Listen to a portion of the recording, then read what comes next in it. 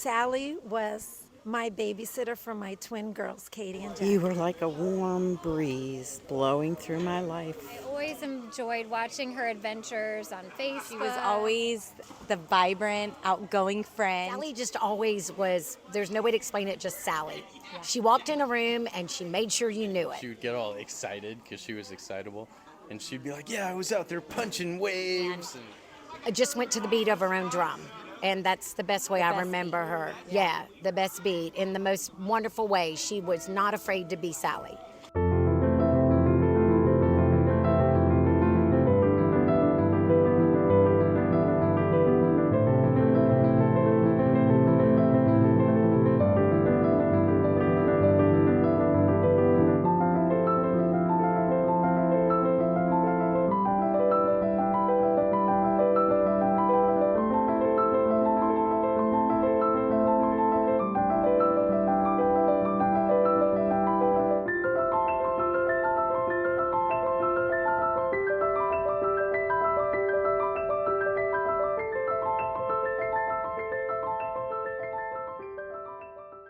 Well, for me, Sally was my babysitter for my twin girls, Katie and Jackie.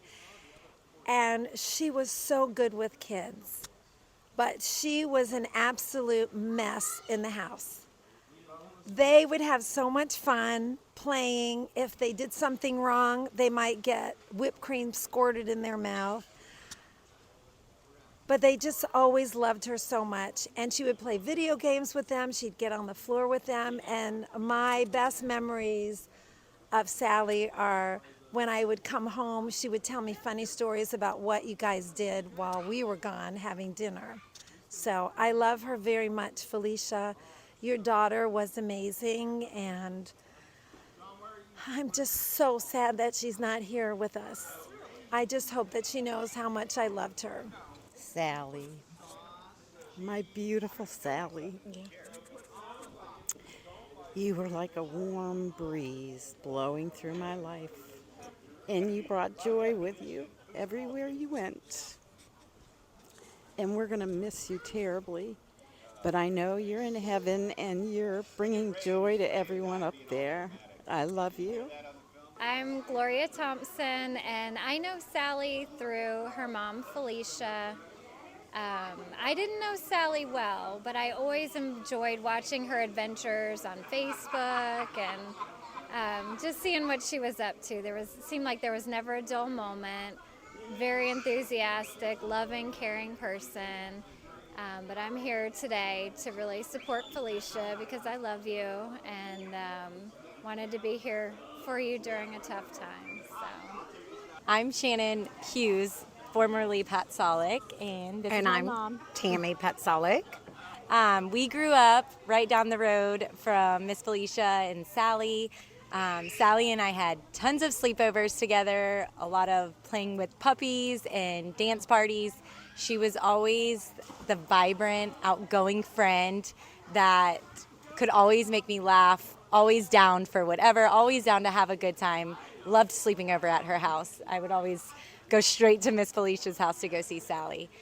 So just a lot of fun memories as a child growing up in that neighborhood with the Wilsons and specifically Sally. And I obviously know Sally because of Felicia and them becoming our neighbors. And when we all moved to Fiddlers, it was like the neighborhood to be in.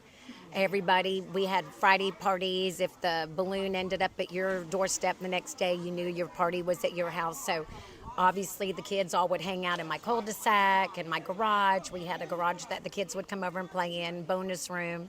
I painted for Felicia. My work partner, Darby Marsh, and I painted for Felicia back in the day. And so we'd go over there, and Sally just always was, there's no way to explain it, just Sally. Yeah. She walked in a room and she made sure you knew it. And she just was vibrant and precocious and just went to the beat of her own drum. And that's the best way I remember her. Yeah, the best beat in the most wonderful way. She was not afraid to be Sally. And that's what I'll always remember. And my love to the family and the most sincerest way, as I said to you, Felicia, there's no words, just prayers and love. And I'll hold you in my heart. And if you ever need anything, need to talk, vent, whatever, I'm just a phone call away. And we love y'all. And we're grateful to get to share our love for Sally with y'all.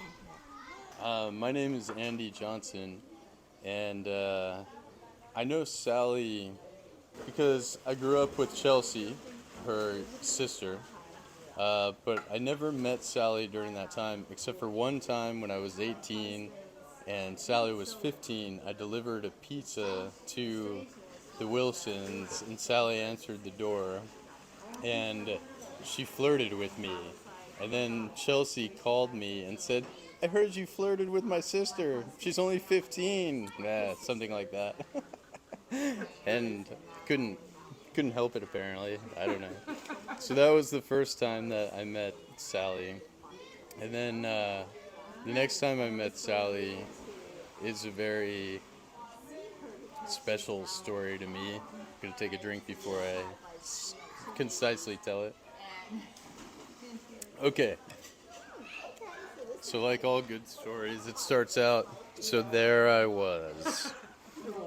I was living at the beach in 2014, and I had just gotten off work, and I was taking my dog for a walk on the beach.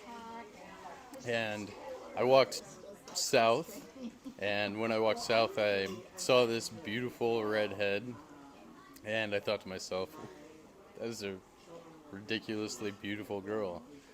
But I kept walking, and at the time when I was walking south, she was like putting her stuff on top of a lifeguard chair, and I just minded my own business and walked on. And then I turned around, and I was walking back north. And when I was walking north, Sally was out in the surf, and she was like, I remember the way she tells the story, and she was frolicking in the surf, and I could not help but stare at her. And so I'm walking by, I'm staring at her, she's frolicking in the surf, and suddenly she looked over at me when I was staring at her, and I immediately looked away. and I thought, like, oh no, she's caught me staring at her. Ugh. And so I kept walking, and then a few seconds later I looked back towards her, and she was still looking at me, and she waved at me. And so I said, okay, well, that girl just waved at me. And I walked for another minute, and then I stopped, and I said, you know what, I'm gonna go meet that girl. And so I swam out into the ocean, not like right up to her, but I swam out into the ocean, and then I started slowly sort of swimming towards her. And eventually I got close enough to her, and she looked at me and she said, "Hi, I'm Sally. What's your name?" or something like that. And so we're out in the ocean, and we're chatting about life and stuff, and my dog swam out, which my dog doesn't even like to swim, so it was really weird for him to swim out there. And we talked for about an hour, and then she said to me, hey, do you want to meet on the beach later tonight and smoke a joint? And I said, yeah, I do. And so we met later that night, and she brought one of her friends with her, and we were trying to smoke a joint on the beach, but it was so windy that we decided just to go back to my apartment, which was a block away from the ocean at the time, because I used to be cool, and I used to live a block from the ocean. And she walks in my apartment, she starts looking at my pictures, and she sees a picture of me and my two best friends, and she goes, hey, I know those guys. And then she looked at me and she said, I'm Chelsea Wilson's little sister. And I was like, oh my God.